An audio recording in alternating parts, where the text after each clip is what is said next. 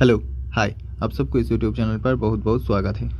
तो हम लोगों ने इस चैनल के ऊपर जो एक सीरीज स्टार्ट किया था, मतलब एसएससी जीडी मैथ्स पीओआईक्यू का जो सीरीज़ हमने स्टार्ट किया था, उस सीरीज़ का आज सेट नंबर 2 है। तो इस सीरीज़ के अंदर हम डिस्कस करेंगे जीडी में आया हुआ प्रीवियस ईयर में मैथ्स का बेहतरीन मोस्ट इंपॉर्टेंट क्वेश्चन और जानेंगे उसका बेस्ट सोल्यूशन क्या होगा और एग्जाम वाला प्रोसेस मेथड भी क्या होगा, स्मार्ट अप्रोच भी हम यहाँ पर सीखेंगे। अगर ये सेशन देखने के बाद अगर आपको लगे ये सेशन हेल्पफुल है तो इस वीडियो को आप लोग लाइक कर देना। और अगर इस तरीके का स्मार्ट अप्रोच और एग्जाम प्रोस्पेक्टिव मैथ्स प्रोसेस आप लोग सीखना चाहते हो तो चैनल को सब्सक्राइब कर देना, ठीक है। तो देखो, आपका स्क्रीन के ऊपर पहला क्वेश्चन शो कर रहा है। पहला क्वेश्चन एवरेज के ऊपर है। यहाँ पर बोला है तीनों दोस्त हैं, ईमानदार, केतन और तुषार। तो तीनों का एवरेज वेट यहाँ पर दिया हुआ है 45 kg। और जो मानदर और जो केतन है उनका एवरेज एज 43 kg का है। और जो केतन एंड तुषार है उनका एवरेज एज 48 kg का है। तो हमको मानदर का एवरेज एज फाइंड आउट करना पड़ेगा। तो वो हम यहाँ पर लिख देते हैं, मतलब मंदर एम के प्लस टी मंदर, केतन और तुषार का टोटल एवरेज एज जो था वो 45 kg का था। अब देखो, ये जो मंदर और केतन इन दोनों का एवरेज एज 43 kg है, ठीक है। ये क्वेश्चन में दिया हुआ है।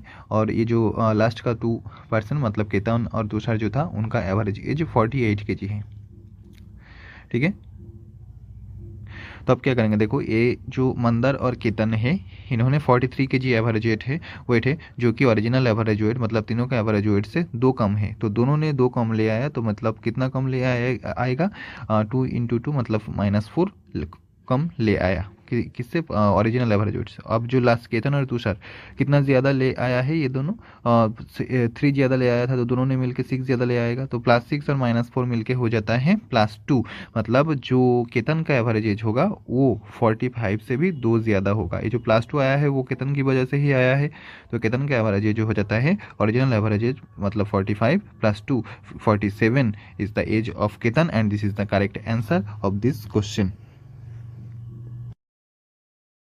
इसके बाद नेक्स्ट क्वेश्चन देखो, हमको थर्ड प्रोपोर्शन फाइंड आउट करना पड़ेगा। तो इस तरीके का जो क्वेश्चन होता है, मतलब 3 नंबर दिया हुआ है और तीनों अगर प्रोपोर्शन में है तो उसका जो फॉर्मूला होता है, देखो मान लो ए बी सी 3 नंबर है जो कि प्रोपोर्शन में है। तो यहाँ से जो रिलेशन आता है मतलब मिडिल टर्म, मीन, इसको मीन भी कहते हैं, मीन प्रोपोर्शन। तो मेरी मीन प्रोपोर्शन मतलब बी स्क्वायर जो होता है वो जो एंड टर्म से मतलब ए × सी का बराबर होता है। तो ये है तो है रिलेशन। तो इससे हमको थर्ड टर्म फाइंड आउट करना पड़ेगा, मतलब सी बराबर कितना हो जाएगा, सी बराबर यहाँ से हो जाएगा आपका b² a। तो यही हमको यहाँ से ये आंसर हमको निकालना पड़ेगा इस फॉर्मूला को यूज़ करके। हमको यहाँ पर थर्ड टर्म निकालने के लिए बोला है, बाकी 2 टर्म हम यहाँ पर क्वेश्चन में गिवन दिया हुआ है। तो देखो, पहला टर्म क्या है और जो सेकंड टर्म क्या है दिया हुआ है। तो b² यहाँ पर होगा 2√7 का होल स्क्वायर, क्योंकि b² सेकंड टर्म दिया हुआ है। और जो फर्स्ट टर्म में है वो यहाँ पर दिया हुआ है आपका जो 3 + √2। तो 3 + √2 है। अब हम यहाँ कर क्या करेंगे, रैशनलाइज करेंगे। तो ऊपर और नीचे 3 - √2 से हम मल्टीप्लाई कर देंगे ताकि नीचे से रूट हट जाए। तो नीचे भी 3 - √2 से मल्टीप्लाई किया, तो ऊपर भी कितना से मल्टीप्लाई करेंगे, 3 - √2 से। ये रैशनलाइज करने से का रूल है। तो देखो नीचे कितना आया है, नीचे तो a² - b² हो जाएगा। और ऊपर देखो, ऊपर जो 2√7 है उसका अगर हम स्क्वायर खोले तो स्क्वायर खोलने से हो जाएगा 2² × 7 मतलब 4 × 7 हो जाएगा। और ये जो है उसके बाद वो सेम बिल्कुल वैसे ही बैठ जाएगा, मतलब 3 - √2 वहाँ पर सेम टू सेम हमने लिख दिया। अब देखो नीचे कितना आएगा, a² - b² मतलब 3 का स्क्वायर कितना होता है, 3 का स्क्वायर होता है आपका 9 और जो √2 का स्क्वायर होता है 2। तो 9 - 2 करके देखो यहाँ से ये अगर करें तो हम 7 आता है। और ये 7 और ये 7 काट जाएगा, पूरा काट के यहाँ पर जो आंसर होगा वो होगा आपका 4 × जो ब्रैकेट में है मतलब 4 × 3 - √2 is the third proportion of this question and this is the correct answer.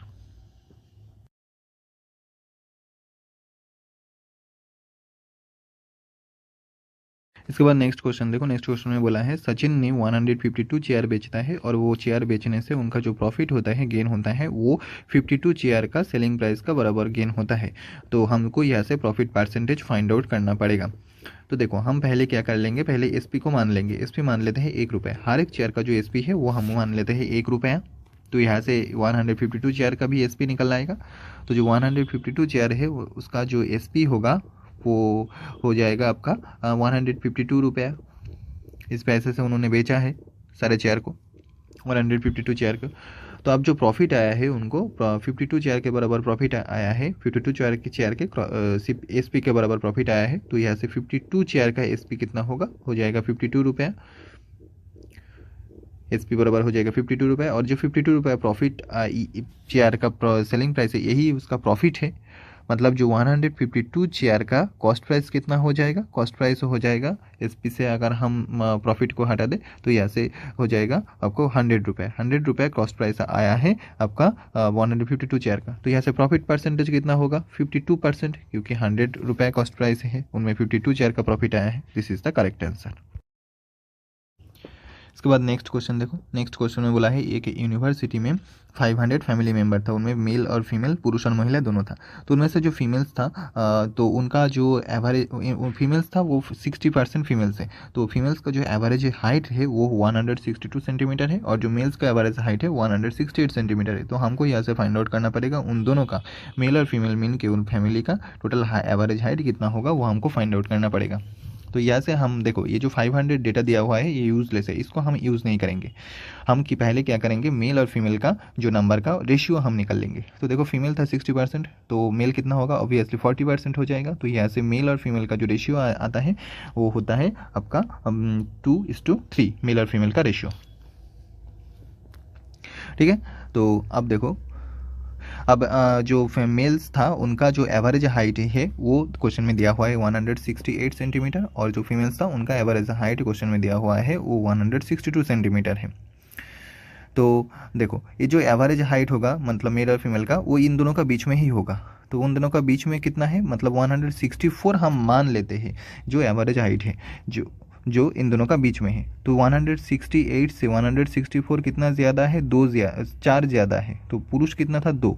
तो मतलब टोटल कितना ज़्यादा होगा, इससे 2 हम मल्टीप्लाई कर देंगे, क्योंकि पुरुष का एवरेज हाइट 168 था जो 164 से 4 ज़्यादा था। अब महिला का जो एवरेज हाइट है वो 162 है, जो कि हमने जो मान लिया एवरेज हाइट उससे 2 कम है। कितने महिला का 2 कम होगा, तो 3 महिला का, तो इसलिए हमने 3 मल्टीप्लाई कर दिया। तो यहाँ से आता है -6। तो देखो +8 और -6 मिलके कितना होता है, ये होता है आपका 2 + 2, मतलब जो 2 है ये डिवाइड होगा 2 + 3 में, 2 + 3 मतलब मेल और फीमेल में। तो 2/3, 2 + 3 होता है 5, इससे आता है 0.4। So the actual average height of male and female of the family will be 164 + 0.4। यहाँ से जो आता है वो होता है 164.4। This is the correct answer of this question. इसका एक दूसरा मेथड भी, ट्रेडिशनल मेथड भी है जो बहुत ही कैलकुलेटिव है, इसलिए हमने लास्ट में उसको दिखा देते हैं आपको। तो देखो मेल और फीमेल का रेशियो, तो यहाँ से आप पहले निकल लेना, यहाँ पर भी हम 500 यूज़ नहीं करेंगे। तो देखो मेल फीमेल का रेशियो 60, फीमेल 60% और मेल 40% है। यहाँ से रेशियो आता है आपका 2:3 रेशियो आता है, जो पहले में भी आया था। ठीक है। अब देखो, अब जो मेल का एवरेज हाइट था 168 था, तो उनका टोटल एवरेज हाइट हो जाएगा 2 × 168।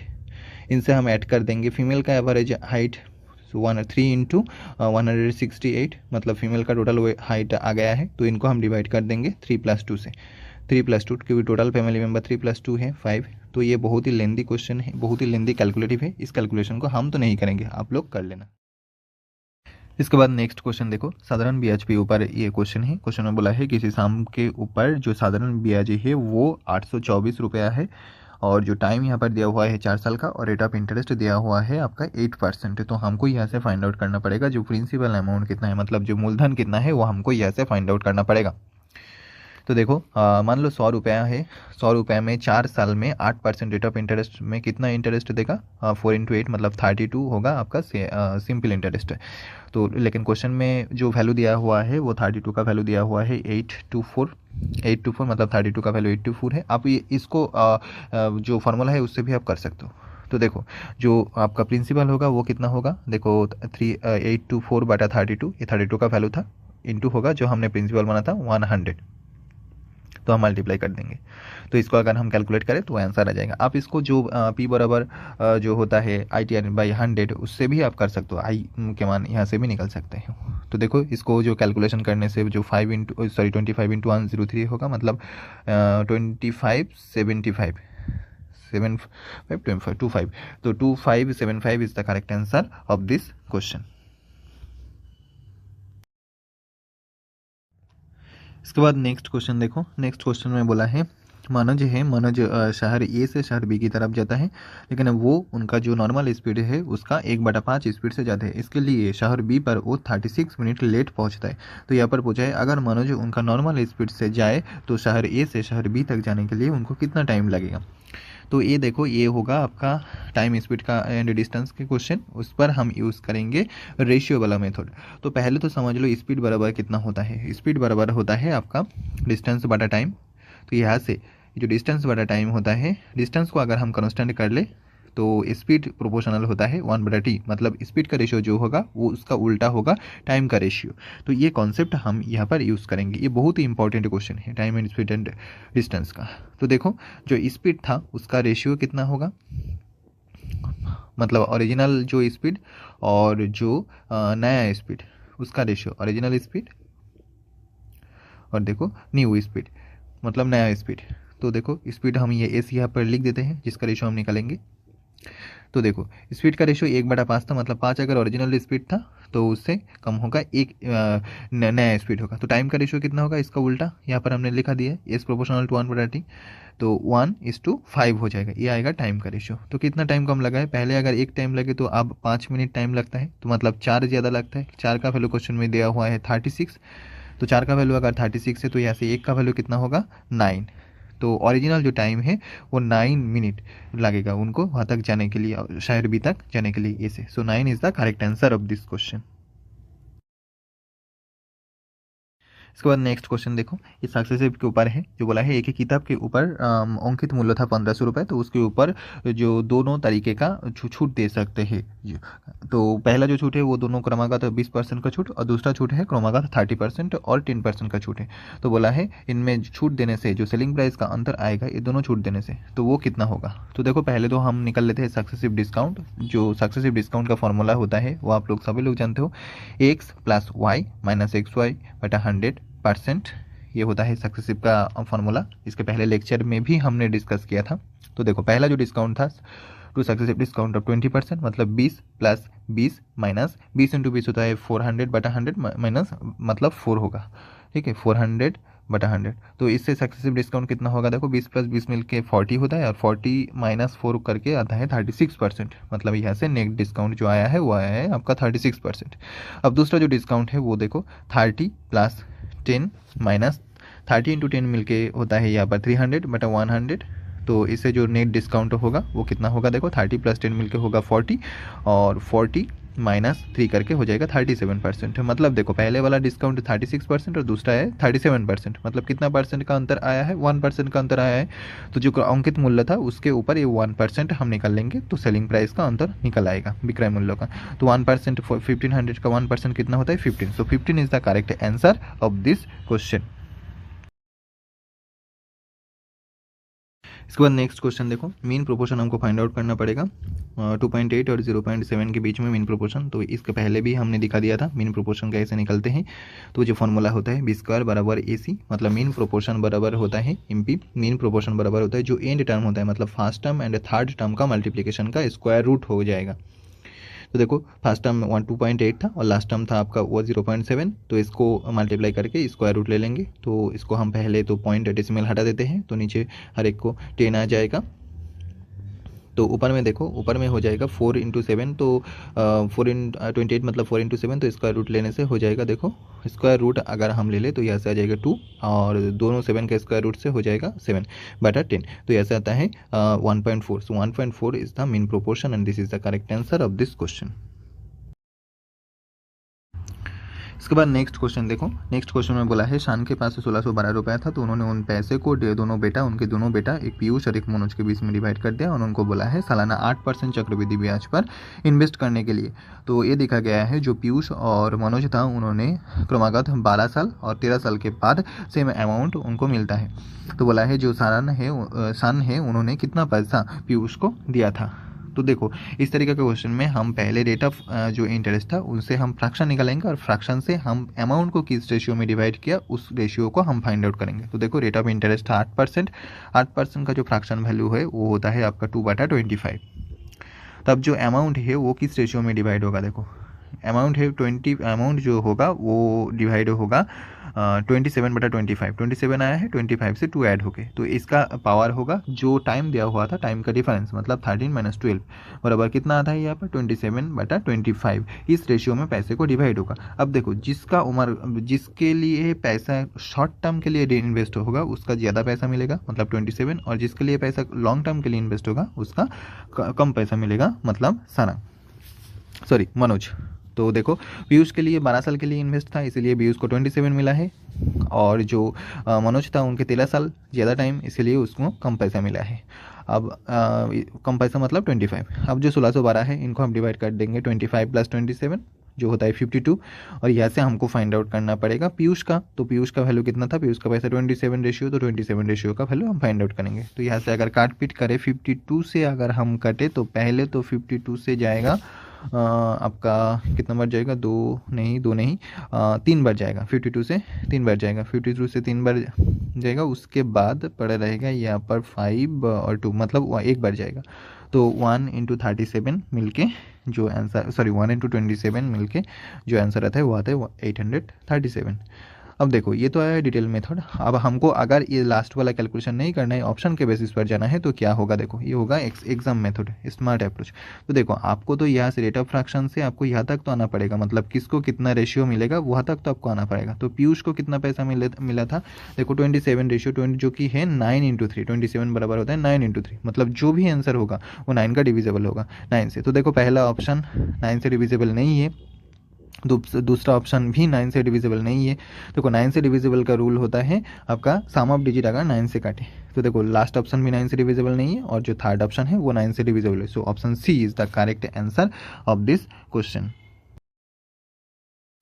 इसके बाद नेक्स्ट क्वेश्चन देखो। नेक्स्ट क्वेश्चन में बोला है सबसे छोटा नेचुरल नंबर हमको फाइंड आउट करना पड़ेगा जो कि 26, 8, 11 एंड 13 से डिविजिबल होगा।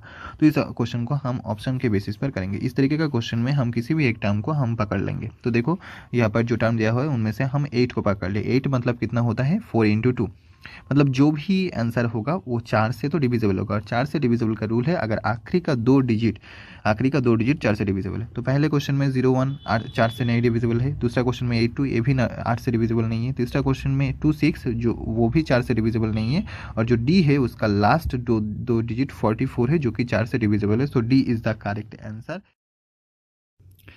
इसके बाद नेक्स्ट क्वेश्चन देखो।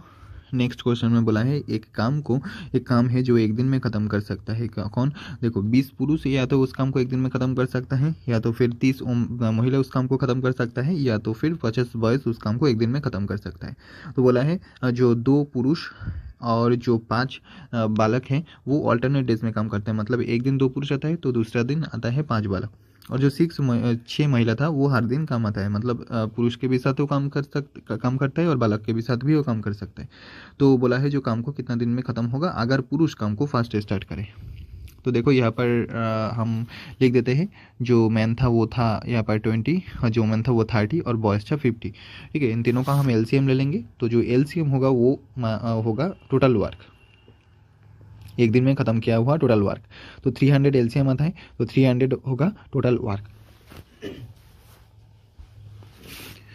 तो देखो तो यहाँ पर जो 20 आदमी है 20 आदमी 300 काम एक दिन में करता है, तो हर एक आदमी 15 यूनिट काम करेगा 300/20, और 30 औरत 300 काम एक दिन में करता है, तो एक महिला जो है वो कितना काम करेगा 10 यूनिट, और 50 बालक अगर 300 काम करे एक दिन में तो हर एक बॉय कितना काम करेगा 6 यूनिट काम करेगा।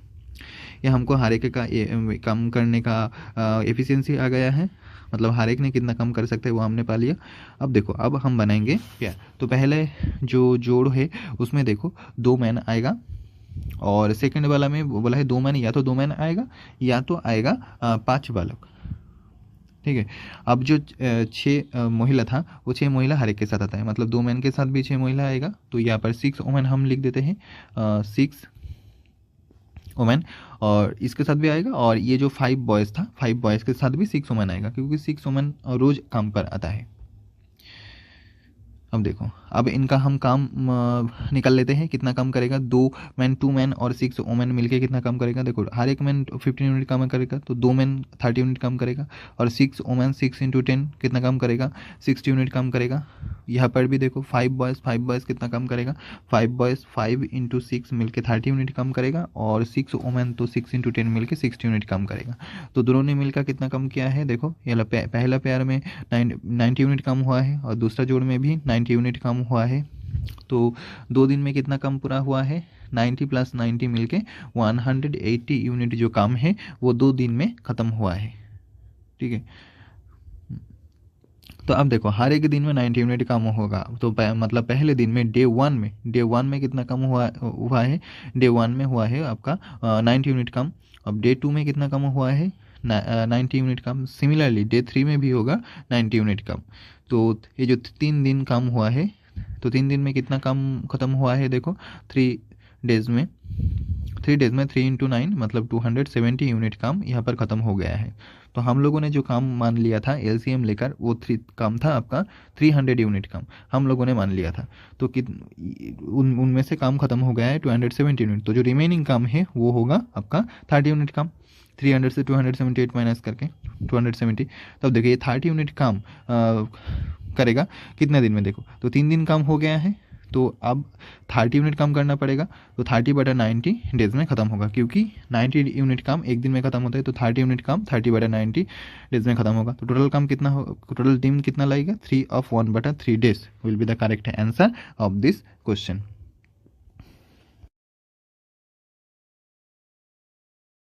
इसके बाद नेक्स्ट क्वेश्चन देखो, इस क्वेश्चन को हम करेंगे ऑप्शन के बेसिस पर। इसका डिटेल सॉल्यूशन तो आप लोग जानते हो, तो उसका आज स्मार्ट अप्रोच मतलब ऑप्शन के बेसिस पर हम कैसे करें वो अब देख लो। यहाँ पर एलसीएम और एचसीएफ दिया हुआ है 2 नंबर, जो कि है 168 एंड 14 एचसीएफ है। तो देखो अब हम आगे नहीं बढ़ेंगे, तो बोला है दूसरा नंबर कितना होगा। एचसीएफ 14 का मतलब क्या होगा, एचसीएफ 40 का मतलब होगा जो भी नंबर है वो 14 से डिविजिबल होगा। तो देखो ऑप्शन में कौन नंबर 14 से डिविजिबल है, पहला 54 जो 14 का मल्टीपल नहीं है, मतलब डिविजिबल नहीं है। इसके बाद भी नहीं है 58, 57 भी 14 से डिविजिबल नहीं है, बट जो 56 है वो 14 से डिविजिबल है। सो 56 is the correct answer of this question. इसी तरीके का अगर स्मार्ट अप्रोच आप लोग सीखना चाहते हो तो इसके बाद नेक्स्ट क्वेश्चन देखो। नेक्स्ट क्वेश्चन कंपाउंड इंटरेस्ट और सिंपल इंटरेस्ट का डिफरेंस के ऊपर है। यहाँ पर दिया हुआ है 3 साल के लिए जो चक्रवृद्धि ब्याज और साधारण ब्याज है उसका डिफरेंस है 244 रुपीज़। जब रेट परसेंट दिया हुआ है 5%, तो यहाँ से हमको प्रिंसिपल फाइंड आउट करना पड़ेगा। तो इसके लिए आपको पहले तो जानना पड़ेगा सीआई और एसआई का डिफरेंस 2 साल और 3 साल के लिए। इसका पूरा वीडियो हमने इस चैनल पर अपलोड कर दिया, आप वहाँ से भी देख सकते हो। तो देखो यहाँ पर 2 साल का सीआई माइनस एसआई दिया हुआ है। इसका D2 बराबर होता है P × R% का होल स्क्वायर। ये 2 साल का डिफरेंस के लिए फॉर्मूला है। और जो 3 साल का डिफरेंस का फॉर्मूला है CI minus SI of 3 year, उसको हम रिप्रेजेंट करते हैं D3 बराबर होता है D2 ऑफ 3 + R%। उसको सिंप्लीफाई करने से आता है P × R% का होल स्क्वायर × 3 + R%। ठीक है, तो ये फार्मूला है, इस फार्मूला का अप्लाई हम यहाँ पर करेंगे। और सीआई माइनस एसआई का जो पूरा वीडियो है वो हमने इसके चैनल में इसके पहले अपलोड कर दिया, आप वहाँ से देख लेना, आपको बहुत ही काम आएगा एग्जाम में। तो देखो जो यहाँ पर सीआई माइनस एसआई दिया हुआ है 3 साल का, वो हम यहाँ पर लिख देते हैं। वो दिया हुआ था आपका 244 रुपीज़ था, ये D3 होगा। अब जो यहाँ पर जो रेट परसेंट दिया हुआ था, रेट परसेंट भी वहाँ पर था आपका 5%, और टाइम था तो 3 साल का, यहाँ पर 3 साल का टाइम था। तो यहाँ पर हम D3 का फॉर्मूला यूज़ करेंगे जो होगा, और प्रिंसिपल हमको फाइंड आउट करना पड़ेगा। ठीक है, तो D3 का फॉर्मूला कितना होगा, देखो P ऑफ R% का होल स्क्वायर इंटू होता है 3 + R% बराबर होगा D3, मतलब 3 साल का CI माइनस SI। अब देखो पी तो हमको फाइंड आउट करना पड़ेगा। तो r% मतलब इसका फ्रैक्शन कितना होगा 5% का 1/20, तो 1/20 का होल स्क्वायर हो जाता है आपका 1/400। ठीक है, अब देखो इंटू 3 + r%, मतलब 3 + r% का फ्रैक्शन वैल्यू 1/20 बराबर d3 दिया हुआ है 244। अब देखो, अब इसको कैलकुलेशन करने से जो होगा, मतलब p यहाँ पर तो b आ जाएगा, p इंटू 1/400 यहाँ से ये आ जाएगा, मल्टीप्लाई हो जाएगा, और ये यहाँ से कैलकुलेट होके हो जाएगा 61/20 बराबर होगा आपका 244 इंटू जो 400 था वो यहाँ मल्टीप्लाई हो जाएगा, ये 400 यहाँ से, तो देखो 400, तो इसको काट पीट करने से देखो 61 से 200 जो 44 है वो कितना बार जाता है, वो जाता है 4 बार। ठीक है, तो यहाँ से p बराबर कितना होगा, देखो p बराबर होगा 4 दूनी 8, तो 8 के बाद 8 से 8 इंटू 4 32 के बाद आ जाएगा 32,000 हो जाएगा इसका answer, and this is the correct answer of this question.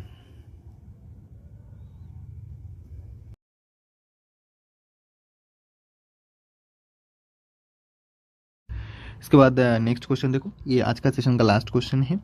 यहाँ पर बोला है जो एक घन है उनका जो धार है उसको 3 गुना कर दिया गया है, तो बोला है जो वॉल्यूम कितना गुना बढ़ जाएगा। ठीक है, तो पहले तो जान लो जो घन होता है उनका जो वॉल्यूम होता है मतलब आयतन, वो जो साइड है मतलब धार, उसको एच भी कह सकते हो, तो उसका पावर 3 होता है। ठीक है, तो वॉल्यूम प्रोपोर्शनल टू साइड का पावर 3। तो देखो साइड का रेशियो कितना किया है, साइड कितना 1 से हो गया है 3, क्योंकि 3 गुना कर दिया, तो वॉल्यूम कितना होगा 1 का क्यूब से हो जाएगा 3 का क्यूब, और 3 का क्यूब कितना होता है 27, तो वॉल्यूम कितना गुना हो गया है 27 गुना हो जाए, तो 27 is the correct answer of this question. तो ये आज का सेशन का लास्ट क्वेश्चन था। तो आप लोग अपना अपना इंपॉर्टेंट फीडबैक, आपको ये सेशन कैसा लगा वो ज़रूर कमेंट बॉक्स में बताना, और अगर ये वीडियो आपको हेल्पफुल लगे जीडी मेंस के लिए, जीडी के जानने के लिए, तो आप लोग इस चैनल को सब्सक्राइब कर देना और इस वीडियो को एक लाइक कर देना। हम इस चैनल के ऊपर हर हफ्ते जीडी मैथ्स PYQ का वीडियो प्रैक्टिस सेट हम यहाँ पर डालते हैं, और तब तक कंटिन्यू रखेंगे जब तक जीडी का एग्ज़ाम कवर ना हो जाए। तो मिलते हैं नेक्स्ट वीडियो में, तब तक के